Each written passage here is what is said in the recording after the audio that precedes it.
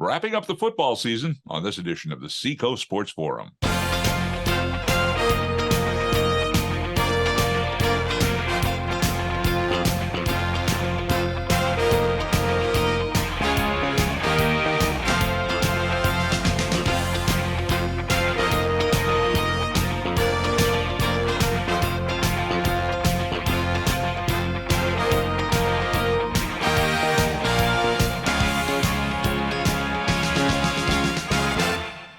Sherm Chester, along with Sam Bruno, and our special guest on this edition of the Seacoast Sports Forum, Roger Brown from the Union Leader and New Hampshire Football Report.com. Well, the football season for schoolboy sake is over and done with. The Division I championship was decided this past Saturday. And then we have had a big game at UNH and hopefully more to come from the Wildcats. But let's start with the schoolboy side. You two gentlemen were at that game. Londonderry, the number 1 seed, looked like they were going to just roll into their third straight victory championship. And Bedford, the number 10 seed going into the tourney, had something to say about it. Sam, you were at the PA. Give us some thoughts about it. And then, Roger, you kick right in. Well, it was a great day at William Ball Stadium. A big crowd, enthusiastic crowd from both sides, the Bedford fans, the Londonderry fans.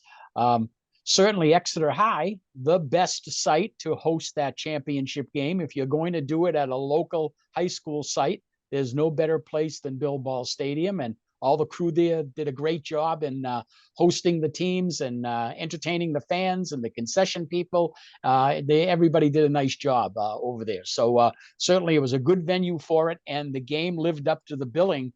Certainly Londonderry, the team who were the favorites. And boy, Roger, is there a better story than Bedford High School coming out of the 10th spot and winning all 4 games on the road to win the championship? Yeah, first team in NHIAA history to win 4 playoff games in one season. And obviously the first 10th seed, because we've never had a 10 seed before in the playoffs because they expanded this year. But even winning 3 on the road in the old system would have been very, very difficult. But, 4 games away from home, and 3 of them were shutouts, let's not forget, And, of course, they shut out Londonderry in the second half, which I thought was the key to Saturday's victory. The offense certainly did its part. But, it was 14-0 Londonderry at halftime. And even if they get a field goal, it might have been over, Right. Yep. I felt like Bedford was really up against it and had no wiggle room. And I thought that once Bedford gave up their first points in the playoffs, the kind of bubble would burst at that point, and that Londonderry would roll in the second half, and that wasn't the story. I'm with you. I mean, I don't know if I would have said Londonderry was going to roll, but I certainly didn't see Bedford coming back to win at halftime. I felt like I could have written half of my story at halftime, and that would have been a mistake, clearly. I will say, a kid who goes under the radar this year, or has gone under the radar, is Bedford's quarterback, Danny Black. He came in, first-year starter, and there's a lot of good quarterbacks out there who get mentioned. He seems to get left out of the conversation, but he just gets the job done. And certainly, he was as clutch as anybody on Saturday and meant as much to that comeback as any player on that Bedford roster. He, going up against a great defense and, particularly that last drive, they went, 80 yards roughly in a couple minutes. So, just shout out to him. He was terrific on the big stage for sure. We've got some video of that final drive. Bob Glowacki, our producer today. Bob, can we start running that and take a look at that last Bedford drive that won it?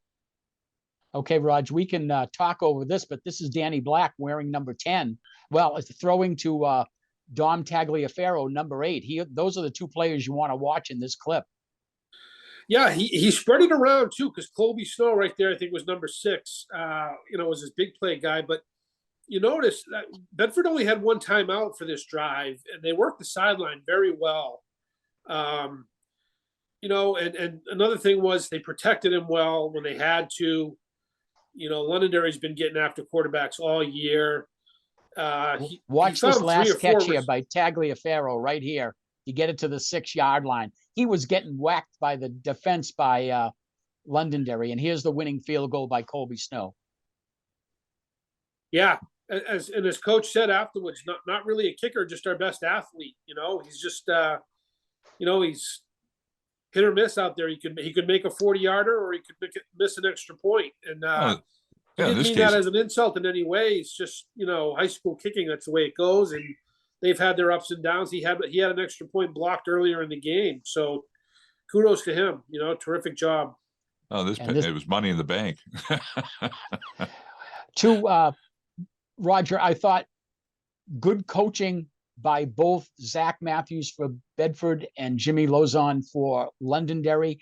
I thought Bedford, though, did a great job in containing Drew Heenan. Yeah, they really did. Again, like I just felt like Londonderry I don't want to bring back bad memories, but I feel like Londonderry had to do what Exeter had to do in that Timberlane playoff game, which was just make one more play. Not even necessarily a scoring play, but just a catch for a first down, or work the clock in some manner. But Bedford just shut them down. Didn't give them any room. I know Coach Lozon after the game was beating himself up. He felt he was a little too conservative, but when you got a kid like Drew Heenan, you keep the ball in his hands. He was effective in the first half running it. So I think it's unnecessary criticism of himself. I just think that that Bedford defense came as advertised, and they Londonderry got the best of them in the first half, but they poked the bear, so to speak, and that looked like the best defense in the state in the second half for sure. You scratch your head a little bit about what ifs, certainly on the Londonderry side. What if Bedford, when it's 14-6, Bedford goes down and scores to make it 14-12? What if Bedford makes that 2-point conversion and it's 14-14? You don't get that last drive, whether or not there'd be a field goal or that type of situation. What if it went to overtime? Who would have been the better team? But certainly the chips fell right in place for Bedford. But they executed. They did a great job, and hats off to those kids. Yeah, absolutely. Bedford took it. And, one thing I will say, and it wasn't, I don't think it was like as bad as it may sound, but the penalties on Londonderry really cost them. There was one play. I think they got a personal foul on that last drive. There was a late hit out of bounds. Yeah, without the foul, you can correct me if I'm wrong, Sam, but I think it would have been like a 4th and 6 maybe. Right. Yeah. So who knows? Yep. That's what I mean by one play. If Londonderry could have just made that one extra play, game's over. And that 2-point conversion, by the way, got to give credit to the official down there. I think it was Rich Driscoll, because he was in perfect position, and it was about as close as you can get. Right.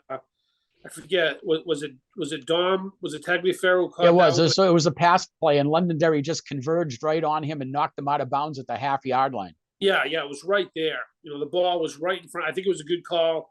It was about as close as you can get without getting the ball in too. So, good job by everybody on that play, really. I mean, Bedford executed. The official did his job. Londonderry came up and played defensively. But you're right. Who knows what happens if that's maybe Londonderry opens it up if it's 14-14 and, we have a different ending. You just never know. I was watching the coverage on our friends at FNLH and NFHS network, whatever it was considered for the game in the replay. And you were involved in some of the action there on the sideline. You were dodging a few players. Oh yeah, they were targeting me twice. I know that. Sure. Yeah.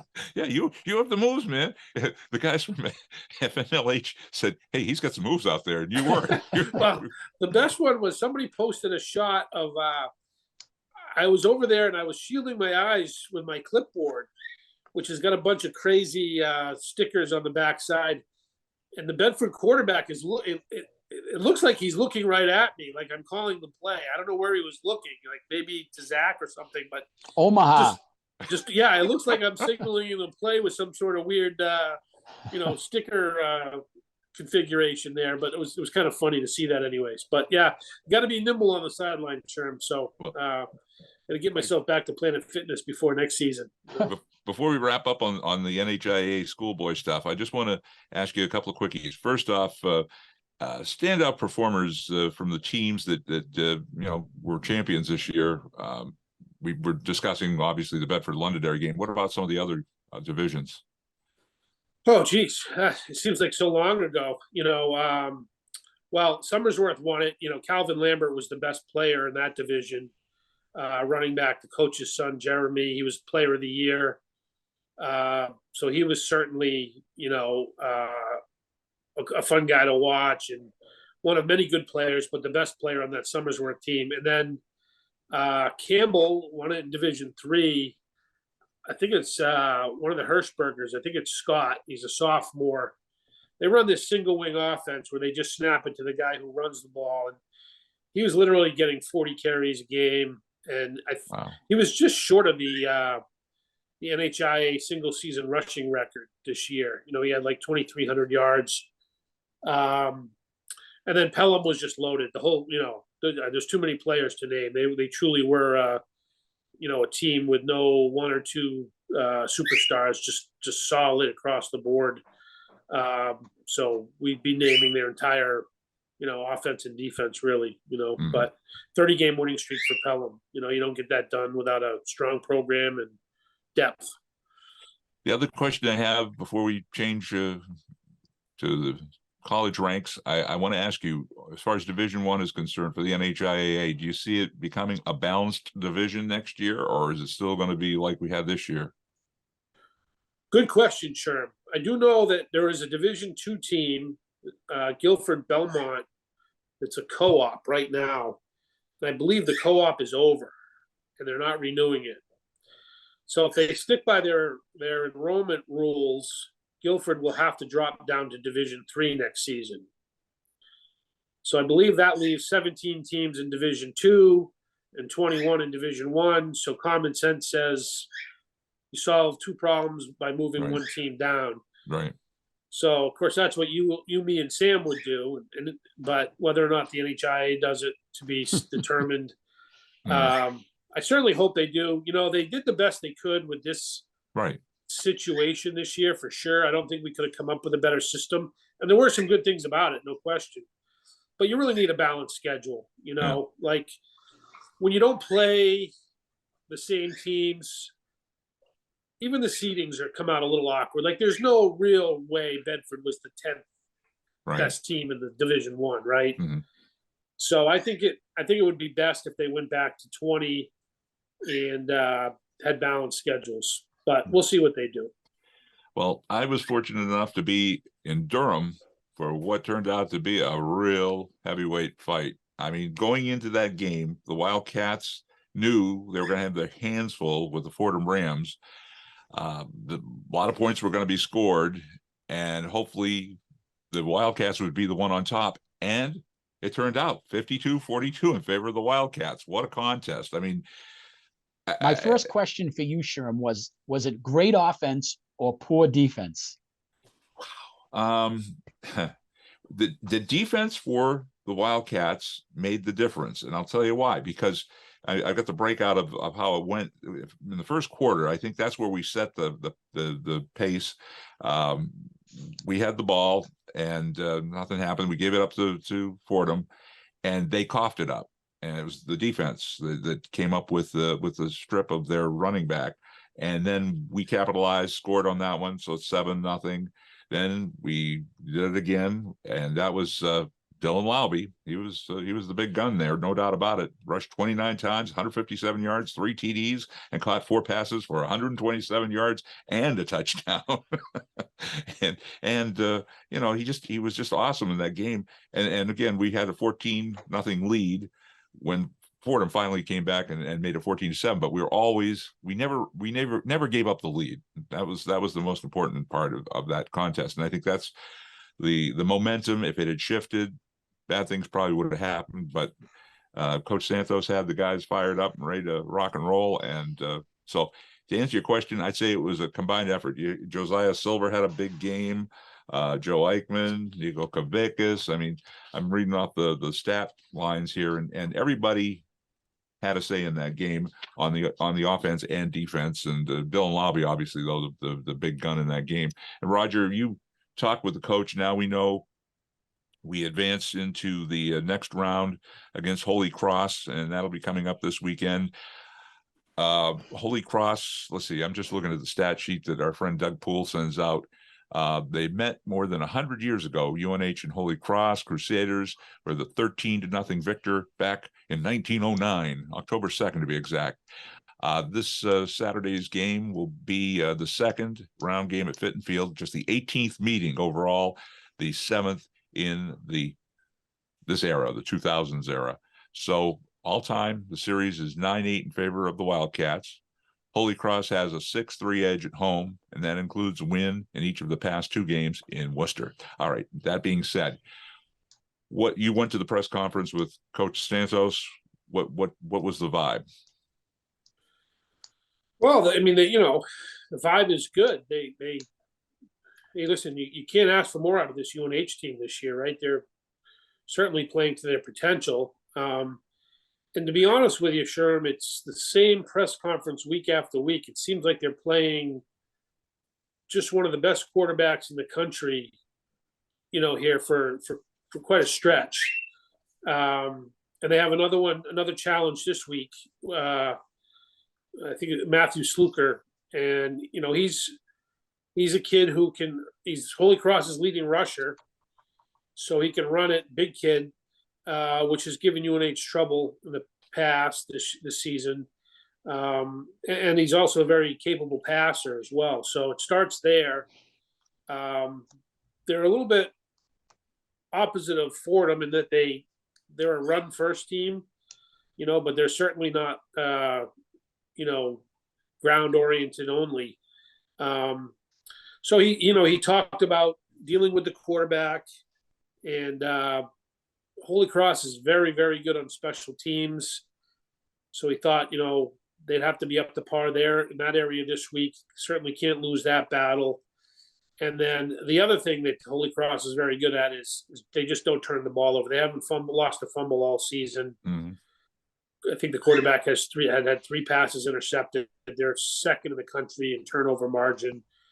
So like I wrote for the Union Leader, it sounds overly simplistic to say turnovers can decide the game, but in this one, it seems to be, certainly seems to be the case. They need to, get one more than Holy Cross, or at least probably. And they've been very good in that area lately. So, it's certainly not a task that they can't handle.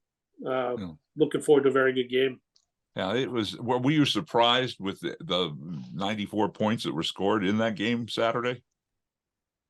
I was surprised that a week ago, I wasn't feeling good about UNH because when Coach Santos left the press conference, he let us know off the record how banged up their defensive secondary was. And they were facing one of the most prolific offenses in FCS history. So, they moved, a couple offensive guys to defense for that game. Charles Briscoe being one of them, the wide receiver. So it's kind of hard to feel good going in, about the defensive backfield in that game.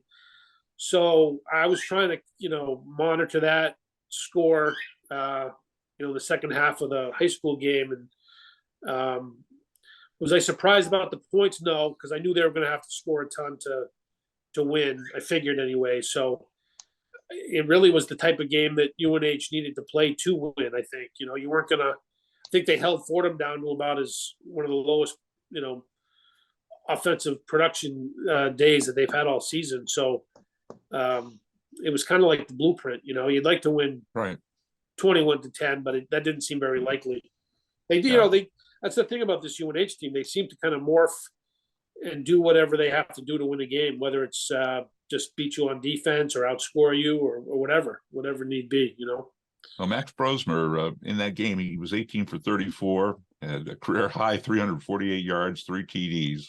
Wow. And the one that everybody was talking about after the game, first quarter, okay, Fordham was down at the UNH 10 on the opening possession of the game.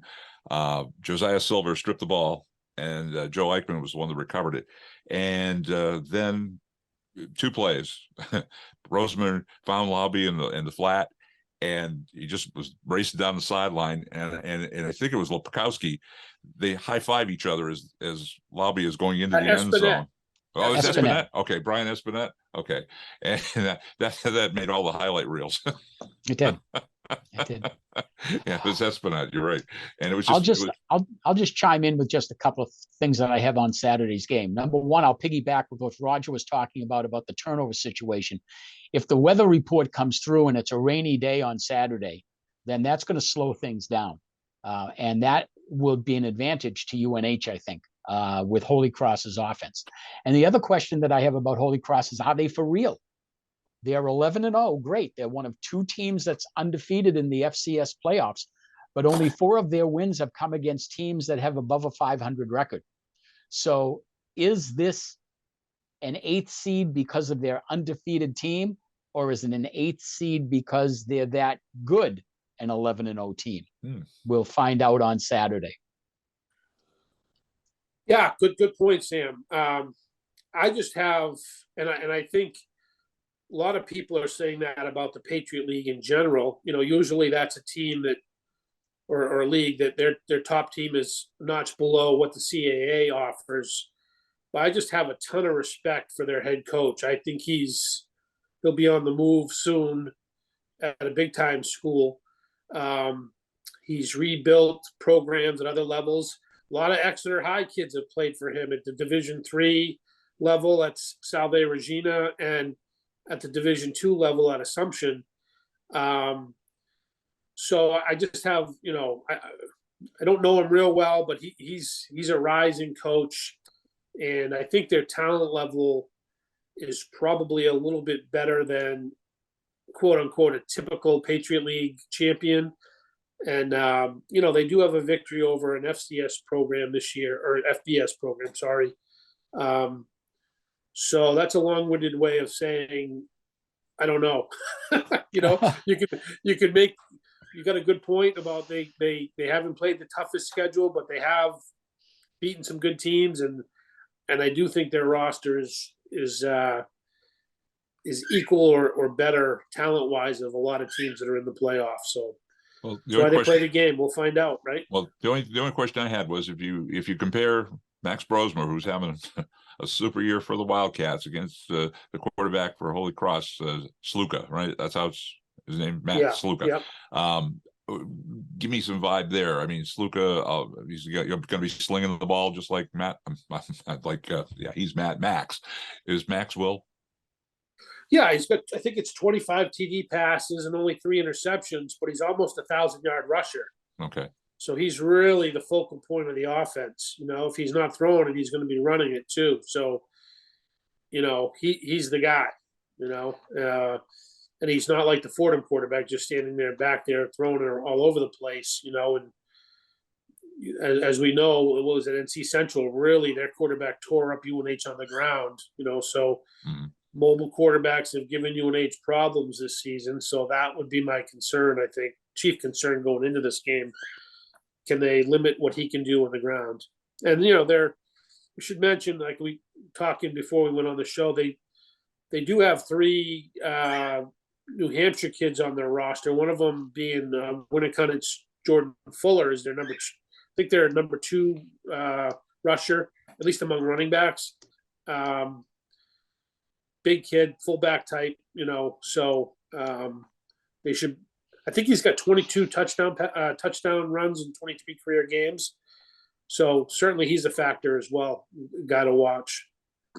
Well, it's going to be interesting to see who wants to get to Frisco, Texas the most. And if it's like that game I saw on Saturday against Fordham, wow, it's going to be another slobber knocker. It's going to be toe-to-toe, and we just hope that everybody's playing up. To me, is if they win, UNH win, and Delaware finds a way to win their game, it'd be in Durham. Wildcats might find themselves at home. Right. Well, it's 2-minute drill time, sir. Sam, why don't you kick it off? Well, I guess I have a couple of things for the 2-minute drill. One is I enjoy college basketball tremendously, and I think it's a really exciting sport to watch. It's a lot of fun and a lot of enthusiasm. But some of these tournaments from the Cayman Islands and from some of the places that go on are unbelievable. I think certainly these teams are getting paid for a nice vacation in the sun, but the quality of the play and what's going on is certainly not very good. It's going to be nice when they start getting to their conference play in a couple of weeks, and those teams are going to look good. I do like kind of the setup that they have early on here, that they have the ACC against the Big Ten, and they match up those teams early on, and that's a nice rivalry and things looking good. But enjoy college basketball, but let's get to those conference schedules when those games really get going. For my 2-minute drill, it's about the college football playoffs. We're getting ready to find out who are those Final Four.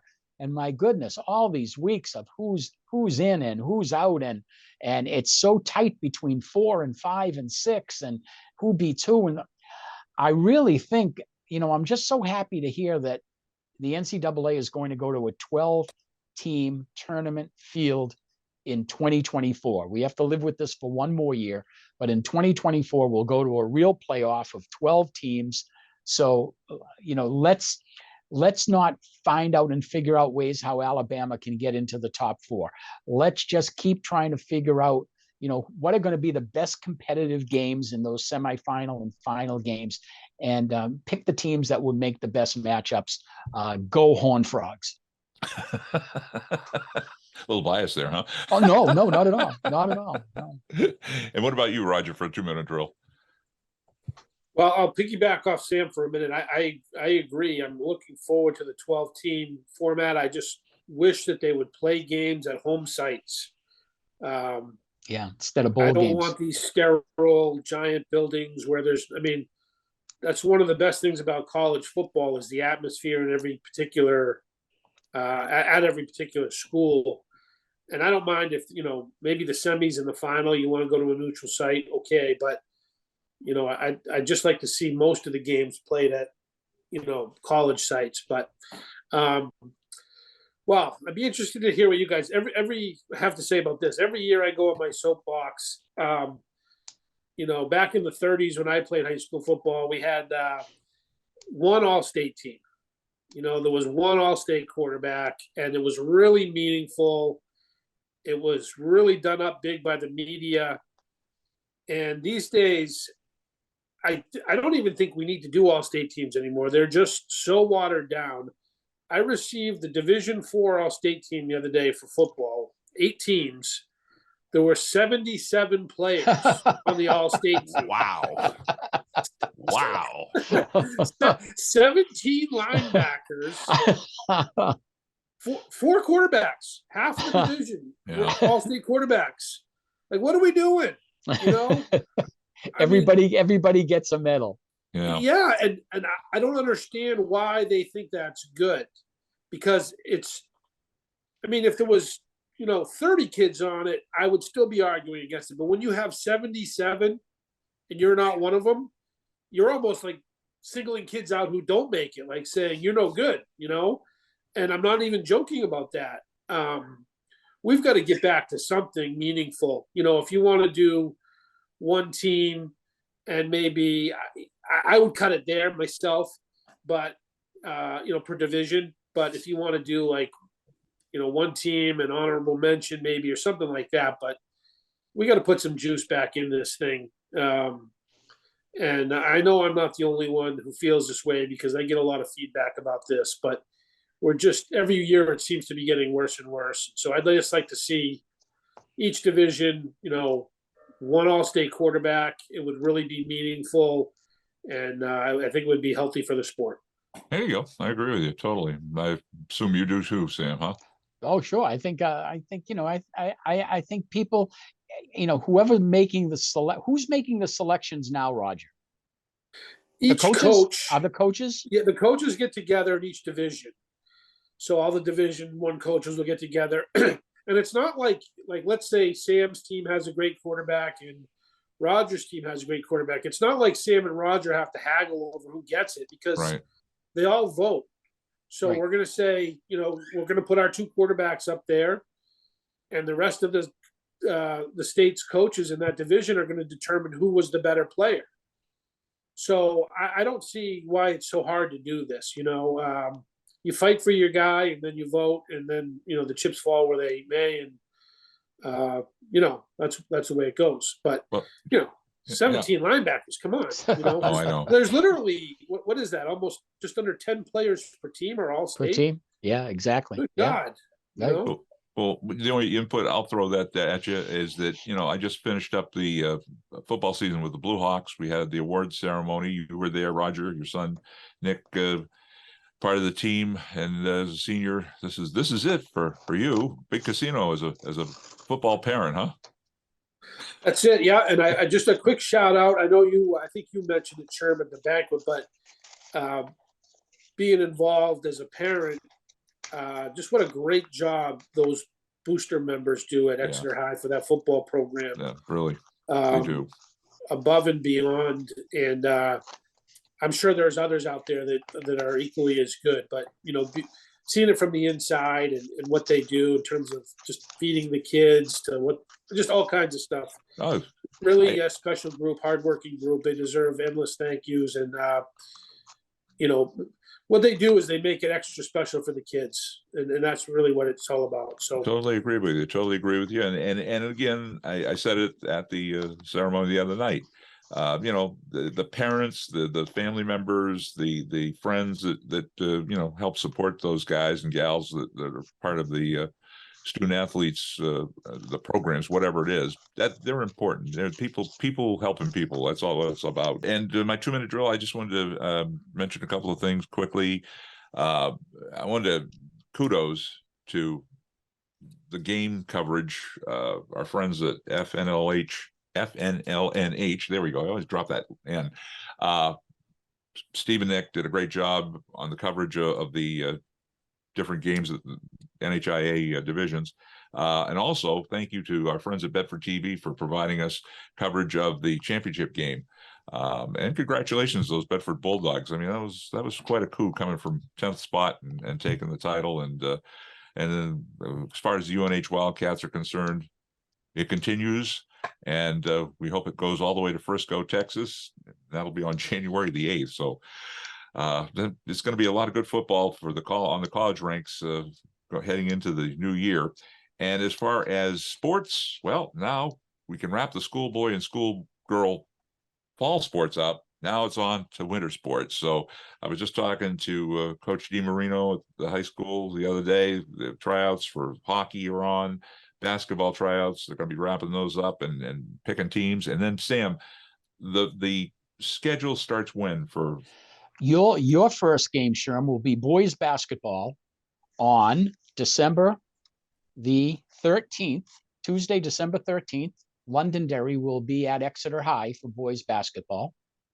And the girls will open up their home schedule on Friday, December 16th. All right, that's it for Sam Bruno and our friend Roger Brown from the Union Leader and New Hampshire Football Report.com. This is Sherm Chester inviting you to join us for the next edition of the Seacoast Sports Forum.